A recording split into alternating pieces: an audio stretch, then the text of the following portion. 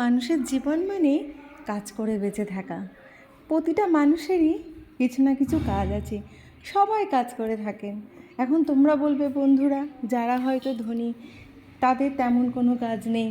হ্যাঁ, তাদেরও কাজ আছে, তারাও তাদের নিজস্ব কাজ করে থাকেন, তাদের যেটা কাজ তারা সেটাও করে থাকেন। আবার আমাদের মতো যারা মধ্যবিত্ত পরিবার, আমরা আমাদের যা যা কাজ আমরা সেই কাজগুলো করে থাকি। শুধু মানুষ কেন বন্ধুরা, আমাদের প্রতিটা জীবকুলের প্রত্যেকটা সদস্যেরই নিজস্ব নিজস্ব কাজ আছে। আর এই কাজের মাধ্যমে আমরা প্রত্যেকে আমরা জীবনে বেঁচে আছি এবং এই অস্তিত্ব রক্ষার জন্য আমরা প্রত্যেকে, জীবকুলের প্রত্যেকেই আমরা কিন্তু সংগ্রাম করে। হ্যালো বন্ধুরা, welcome back to my channel Anushree blog ওয়ার্ল্ডের আরেকটি নতুন ব্লগে তোমাদের সকলকে জানাই অনেক অনেক স্বাগত। তো তোমরা সবাই কেমন আছো? আমরা এখানে আছি, ভালোই আছি মোটামুটি। গরমে যেমন যতটা ভালো থাকা যায় আমরা ঠিক তেমন ততটাই ভালো আছি। তবে তোমরা সবাই খুব ভালো থেকো, আর এই গরমে একটু বেশি করে জল খেও। তো তোমরা ভালো থেকো, আমরা যেমন ভালো আছি ঠিক তেমনি তোমরাও ভালো থেকো। আর আশা করছি তোমরা সকলেই খুব ভালো আছো।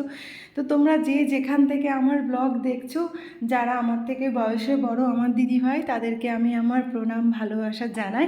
আর যারা আমার থেকে বয়সে ছোট আমার বোন বা ভাই, তাদেরকে আমি আমার ভালোবাসা জানাই। আর অবশ্যই যারা আমার দাদারা আছেন আমার থেকে বয়সে বড়, তাদেরকেও আমি আমার প্রণাম জানাই। তো আমি আমার ব্লগটা শুরু করছি।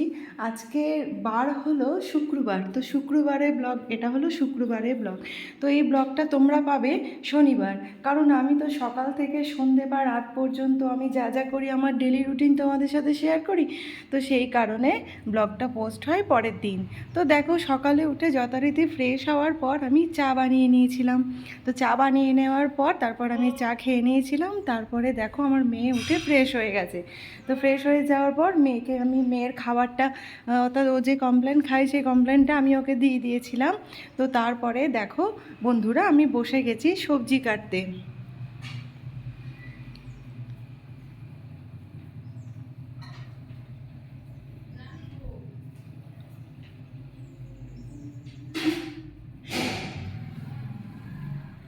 তো আমি সবজি কাটতে কাটতেই মেয়েকে পড়াই। তো আজকে রান্না যে সমস্ত মেনু করব ভেবেছিলাম, তো তার মধ্যে ছিল পটল ভাজা, মানে পটল ভাজবো, তাই পটল ভাজার মতো করেই যেমনভাবে আমরা কাটি ঠিক পটল ভাজার জন্য, তো সেইভাবে পটল কেটে নিয়েছিলাম। আর তার সাথে ছিল ঝিঙে আলু তরকারি, অর্থাৎ ঝিঙে আলু দিয়ে একটা তরকারি করব বলে, তো সেটাও কেটে নিয়েছিলাম। আর তার সাথে যেটা আজকের স্পেশাল একটা মেনু ছিল, মানে আমার খুব পছন্দের মেনু, তো সেটা হলো শুধু পেঁয়াজকে একটু বড় বড় করে কেটে পেঁয়াজ পোস্ত।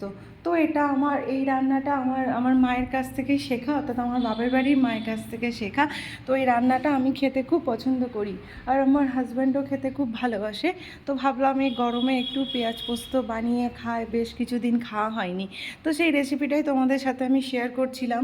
তো এখানে আমি ভয়েস দিচ্ছিলামও, কিন্তু পাশ থেকে মেয়ে জানে না যে আমি ভয়েস দিচ্ছিলাম। তো ও এত জোরে জোরে চিৎকার করছিল, কথা বলছিল, গান করছিল, তো যার জন্য আমাকে আর ভয়েসটা দেওয়া হলো না, আমাকে সেটা বন্ধ করে দিতে হলো। তো তার জন্য আমি এই জায়গাটা তোমাদের সাথে শেষ পর্যন্ত ভয়েস ওভারেই কথা বলছি। ইচ্ছে ছিল আমি ভয়েসের মাধ্যমেই তোমাদের রান্নাটা শেয়ার করব। তো দেখো, এর জন্য প্রথমে আমি কড়াইতে দিয়েছিলাম তেল, তারপরে কালো জিরে ফোড়নে দিয়েছিলাম, তারপর পেঁয়াজটা একটু ডুমো ডুমো করে কেটে, অর্থাৎ একটু বড় বড় সাইজের কেটে, যেমন করে আমরা চিলি চিকেনের পেঁয়াজ কাটি, তো সেই রকম মাপের কেটে তারপরে তেলের মধ্যে সেই পেঁয়াজটা দিয়ে শুধু নাড়তে থাকা একটু নুন দিয়ে। তারপরে নামাবার আগে পোস্ত কাঁচা লঙ্কা একসাথে মিক্সিতে পেস্ট করে নিয়ে, তারপরে মিক্সিতে হোক বা শিলনোড়ায় হোক পেস্ট করে নিয়ে, তারপরে শেষে পোস্তটা দিয়ে একটু সামান্য কাঁচা তেল ছড়িয়ে নামিয়ে দিলেই হয়ে গেল পেঁয়াজ পোস্ত। তো খেতে তো অপূর্ব লাগে বন্ধুরা, যারা খেয়েছো বলার তো কিছু নেই, আর যারা খাওনি তারা প্লিজ প্লিজ একবার ট্রাই করে দেখো, খুব ভালো লাগে। তো তারপরে আমি চলে এসেছিলাম এখানে বিছানাটা তোলার জন্য। তোমরা তো দেখলেই আমার হাজব্যান্ডও উঠে, ওরও চা খাওয়া হয়ে গেছে। তো মেয়েও তো অনেকক্ষণ আগেই উঠে পড়েছে। তারপর আমি আমাদের শোবার ঘরের বিছানাটা তুলে নিলাম। তো তারপরে চলে এসেছিলাম পাশের ঘরে। তোমরা আমার আগের ব্লগে দেখেছো যে আমি অনেকগুলো কাছাকাছি করেছিলাম, দুটো রুমের যে বিছানার চাদর একটা বেডশিট ছিল, আরও অনেক জামা কাপড় ছিল, তো সেগুলো আমি কাছাকাছি করেছিলাম। তো সেগুলো তুলে আনার পর সেদিন আমার বিকালে থেকে রাত পর্যন্ত পড়ানো ছিল বলে সেগুলো আমি আর ভাঁজ করার সময় পাইনি। তো সেগুলো পাশের ঘরে রাখা ছিল। তো সেগুলোই আমি একদিকে রান্নাটা করতে করতে যখন রান্নাটা হয়ে গিয়েছিল, তারপর আমি ডালটা সিদ্ধ বসিয়ে দিয়েছিলাম শেষে। তো ডাল সিদ্ধ হচ্ছিল, তখন আমি ওই জামা কাপড়গুলো ভাঁজ করে নিলাম। তো জামা কাপড় ভাঁজ করার পর ঘরটা একটু নোংরা হয়েছিল। ভাবলাম সকালে তো ঝাড়টা ঠিকঠাক দেয়া হয়নি মানে আমি দিতে গিয়েছিলাম, কিন্তু সেই মুহূর্তে আমার অন্য একটা কাজ মনে পড়ে গিয়েছিল বলে আমি রান্নাঘরে আগে চলে এসেছিলাম রান্নাটা করব বলে।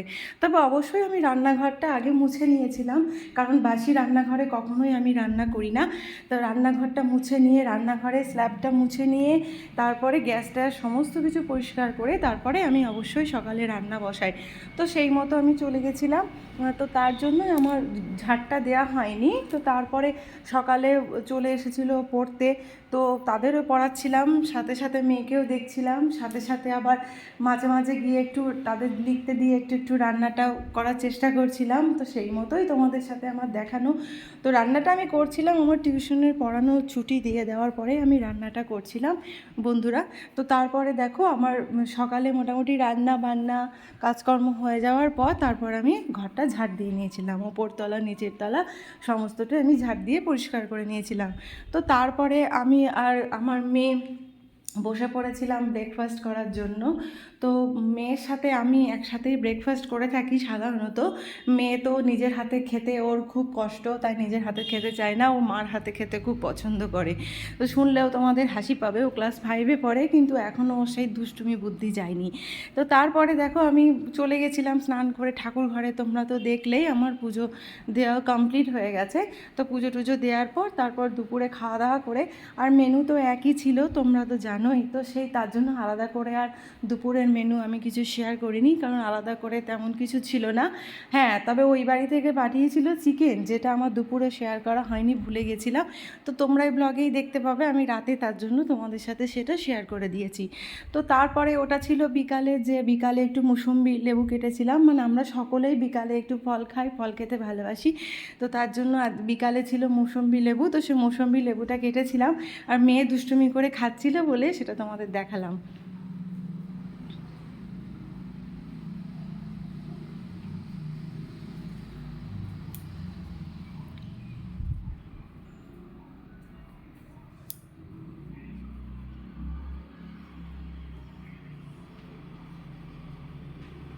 তো এখানে দেখো বন্ধুরা, আমি জামা কাপড় তুলছি আর বারবার তাকাচ্ছি, আসলে মেয়ে মাঝে মাঝে একটু দুষ্টুমি করছে। মেয়ে তো আমার সাথে সাথেই প্রায় থাকে। তা আমি যখন জামা কাপড় তুলতে গেছি, তো ও গেছে আমার সাথে। আর ও তো জানো, ও সবসময় একটু দুষ্টু বুদ্ধি ও দুষ্টুমি করতে থাকে। তো এইভাবে আমার সাথে আমার মেয়ে সারাদিনের এইভাবে দুষ্টুমিতে এইভাবে আমাদের সময় কেটে যায়। হাজব্যান্ড তো ব্যস্তই থাকে, ওনার নিজের কাজকর্ম প্লাস নিজের স্কুল এই সমস্ত নিয়েই উনি ব্যস্ত থাকেন। তো আমার আর মেয়ের বেশিরভাগ টাইমটা আমাদের দুজনের মধ্যে এইভাবে খুনসুটি করে, মাঝে মাঝে একটু ঝগড়া করে বলতে পারো, একটু দুষ্টুমি ঝগড়া করে, তো এইভাবেই কেটে যায়। মেয়েও আমার পিছনে একটু জ্বালাতন করতে থাকে, আমিও করতে থাকি, তো এইভাবেই কেটে যায়। তো এই যে দেখো আমার জামা কাপড় তোলা হয়ে গেছে, ফ্যানটা চালিয়ে দিলাম, সাথে সাথে আমি লাইটটাও জ্বালিয়ে দিলাম। আর এই দেখো এই ঝাড়টা দেখো কেমন লাগলো জানিও। এই ঝাড়টাও ঠাকুর ঘরে লাগানো হয়েছে। তো আমার তো খুব পছন্দ হয়েছিল এই ঝাড়টা, আমার হাজব্যান্ডের দুজনেরই খুব পছন্দ হয়েছিল। তো বেশ ভালোই লাগে। দাঁড়াও তোমাদের শুধু ঝাড়টা চেলে দেখাই কেমন লাগে না।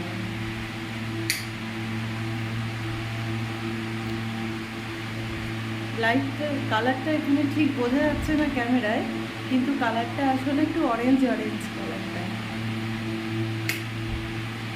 আর এখানে গরম তো, তাই ফ্যানটা চলে, যেহেতু এখানে ঈশ্বরের অনুষ্ঠান, তো সেখানে গরম জায়গা বলে, তা তিনতলায় তো খুব গরম, তার জন্য ফ্যানটা এখানে চালানো থাকে। আর দাঁড়াও বন্ধুরা, তোমাদের আরেকটা জিনিসও দেখায় যে আমাদের বাড়ির চারপাশে পরিবেশটা কেমন। ছাদ থেকে দেখো চারিদিকে কত গাছ আর গাছ, এখানে পরিবেশটা খুব সুন্দর। দেখো এটা আমাদের বাড়ির ছাদ, দেখো এটা আমাদের বাড়ির সামনেটা। তো এখানে দেখো কত বড় বড় এখানে গাছ, দেখো বন্ধুরা কত গাছ।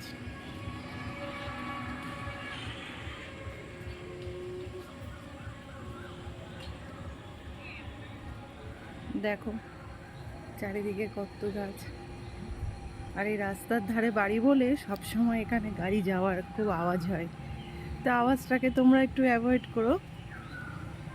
দেখো কি স্নিগ্ধ একটা পরিবেশ, এই যে সন্ধ্যা নামার সময়ে গ্রামের যে একটা স্নিগ্ধ পরিবেশ, সেটা আমাদের প্রত্যেকেরই খুব মন ছুঁয়ে যায়। আর আমাদের বাড়ির তো চারপাশেই শুধু গাছ আর গাছ। এটা আমাদের বাড়ির পিছনেরটা, এখানে আরেকটা বাড়ি আছে, তো এখানেও দেখো বন্ধুরা কত গাছ। আর এই যে দেখছো এটা আমাদের বাড়ির পাশে, এখানেও দেখো কত গাছ, আরেকটা পাশে এদিকটা। তো এখানে দেখো এখানেও কত গাছ। এটা একটা আম বাগান, এখানে পেয়ারা বাগানও ছিল, তবে পেয়ারা বাগানটা এখন আর নেই, এখন এটা শুধু আম বাগান। তো দেখো আম গাছে, প্রত্যেকটা আম গাছে কত মুকুল এসেছে, দেখতে কি সুন্দর লাগছে। তার সাথে এই যে বিকালের যে আকাশ, অপূর্ব দৃশ্য। তো আমি বিকালে এসে রোজ এই ছাদটায় কিছুক্ষণ করে দাঁড়িয়ে থাকি। যখন আমি জামা কাপড় তুলতে আসি তখন আমি কিছুক্ষণ এই ছাদটায় দাঁড়িয়ে থাকি, একটা ঠান্ডা হাওয়া বয়, তার সাথে এই যে চারিদিকের গাছের চারিদিকে গাছপালা, এত সুন্দর একটা পরিবেশ, আমার খুব ভালো লাগে এখানে কিছুক্ষণ দাঁড়িয়ে থাকতে। যেন নিজেকে একটু এক নিমেষের জন্য হলেও নিজেকে একটু উপলব্ধি করা যায়। তো আমার তো বেশ ভালোই লাগে এরকম একান্তে একটু সময় কাটাতে। তো বন্ধুরা তোমাদের কেমন লাগে আমাকে জানিও, তোমরাও কি আমার মতো এরকম ছাদে উঠে একটু পায়চারি করতে আর গাছপালা দেখতে ভালোবাসো? তো জানিও। তো বন্ধুরা দেখো এখন সন্ধে হয়ে গেছে, তো এখন আমি একটু স্নান করে নিলাম। আর এই গরমের দিনে আমার তিন চারবার স্নান না করলে আমার ঠিক ভালো লাগে না, তো খুবই গরম লাগছিল, তো এখন একটু স্নান করে নিলাম। আর সন্ধে হয়ে গেছে, তো দেখো এখন আমি চলে এসেছি এবার সন্ধে দেবো বলে। তো চলো তাহলে সন্ধেটা এখন দিই নি।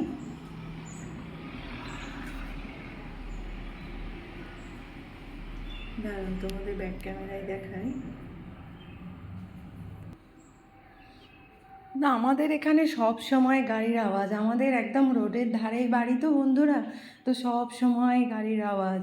যখনই মনে করি আমি একটু শান্তিতে ভয়েস ওভার দেবো, জানি না তোমরা গাড়ির আওয়াজ শুনতে পাও কি না, সারাক্ষণ গাড়ির আওয়াজ, এত গাড়ির হর্নের আওয়াজ, গাড়ির আওয়াজ যে কী বলবো, আমার নিজেরই যেন মাঝে মাঝে বিরক্ত লাগে, এত গাড়ি ঘোড়া। যাই হোক আমাদের সকল পরিস্থিতির সাথে মানিয়ে নিয়েই তো আমাদের চলতে হবে। তো দেখো বন্ধুরা এখন আমি এবার আমার ভগবানের উদ্দেশ্যে, আমার নয় সকলেরই ভগবান, তো দেখো আমি ভগবানের উদ্দেশ্যে এখন সন্ধ্যা প্রদীপ জ্বালিয়ে দিয়েছি। তো এখন আমি এই যে সন্ধে দিয়ে নিচ্ছি। তো আমার এখন কিন্তু পড়তে চলে এসেছে, তো ওরা একটু বসে আছে, তো আমি ওদের বসতে দিয়ে একটু পড়াটা দেখিয়ে দিয়ে তারপর আমি এখন সন্ধ্যা দ্বীপ দেখাতে এসেছি। তো আমার সন্ধ্যাবাতি দেখানো হয়ে গেলে তারপরে আমি ড্রেসটা চেঞ্জ করে তারপর আমি ওদের আবার পড়াতে বসবো। তো ওরা এখন পড়াটা দেখে নিচ্ছে। আমার এখন সন্ধ্যাবাতি দেখানো হয়ে গেছে সারা ঘরে, এবং ঠাকুরের সামনে তো আমার সন্ধ্যাবাতি দেওয়া হয়ে গেছে, সেটা তো তোমরা দেখলেই। আর তার সাথে সাথে সারা ঘরেও আমি সন্ধ্যাবাতি দেখিয়ে দিয়েছি। এরপর আমার এখন পড়ানো আছে, কারণ তোমরা তো জানো টিউশন পড়াই, তো আমার কাছে পড়তে এসেছে, তো এখন আমি ওদের পড়াবো। তো ওদের ছুটি দিতে দিতে প্রায় রাত 9টা বেজে যাবে, তো রাত 9টার সময় ওদের ছুটি হবে, তারপর আবার তোমাদের সাথে দেখা হচ্ছে। তাহলে তোমরা সাথে থেকো। এই দেখো বন্ধুরা, কালকে যে জিনিসটা আনার জন্য আমরা নবদ্বীপে গিয়েছিলাম, আজকে দেখো সেই জিনিসটা চলে এসেছে। আজকে নয়, জিনিসটা কালই এসেছে, কিন্তু ওই বাড়িতে ছিল, আনা হয়নি। তা আজকে এটা আমার হাজব্যান্ড ওই বাড়ি থেকে এই বাড়িতে নিয়ে এসেছে। দাঁড়াও তোমাদের দেখাই।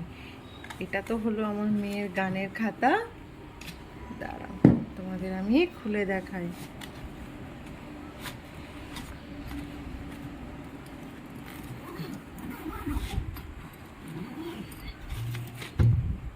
এই যে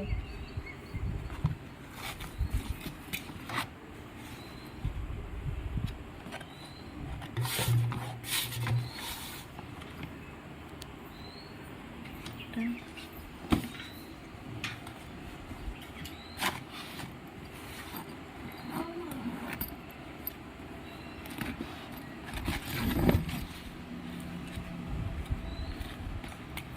তো দেখো বন্ধুরা, এটা হচ্ছে বায়া তবলা।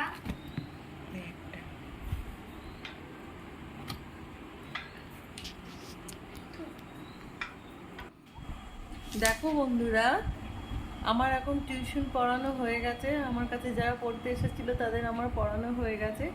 এখন বাজে রাত 9:10। তো এখন আমি ওদের ছুটি দিলাম। আর দেখো, ছুটি দেওয়ার সাথে সাথেই আমার মেয়েকে নিয়ে এখন আমি পড়াতে বসে গেছি। ও ওর পড়াটা একটু দেখে নিচ্ছে। ওর পড়াটা দেখা হয়ে গেলেই তারপর আমি ওর পড়াটা ধরবো। আর ওর অভ্যেস হচ্ছে, ও যদি কোনো সময় বিছানায় পড়তে বসে, ঠিক বালিশের ওপরে চড়ে উঠে বসতেও পছন্দ করে। ও দুষ্টুমি করে করে বকা খাবে, তারপর আবার বালিশ থেকে নেমে বসবে। দেখছো তো শুনে কিরকম হাসছে। তো দেখো, এখন আমি ওর পড়াটা একটু ধরে নেব। তারপর ওর বাবা বাড়ি আসলে, ওর বাবা একটু বেরিয়েছে, ওর বাবা ফিরলে তারপর আমরা একসাথে রাতের খাওয়া দাওয়া করব। তো বন্ধুরা, তাহলে তোমরা সাথে থাকো। তো দেখো, এই হলো আমাদের আজকের ডিনার। তো দেখলেই তো তোমরা, দিনের যা রান্না করেছিলাম, ঝিঙে আলুর তরকারি সাথে পেঁয়াজ পোস্ত, আর ওই দেখো রয়েছে চিকেন, এটা নতুন যোগ হয়েছে। আর ডাল তো তোমরা জানোই ওটা দিনে ছিল। তো আমরা সব খাবার যে ফ্রিজে রাখি, তো আমরা গরম না করে কিছু খাই না, যদি থেকে যায় সেটা গরম করেই খাই।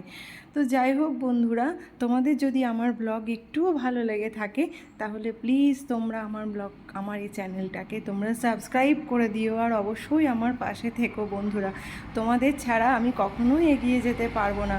তো প্লিজ তোমরা পাশে থেকো। তো আজকের মতো গুড নাইট, টাটা।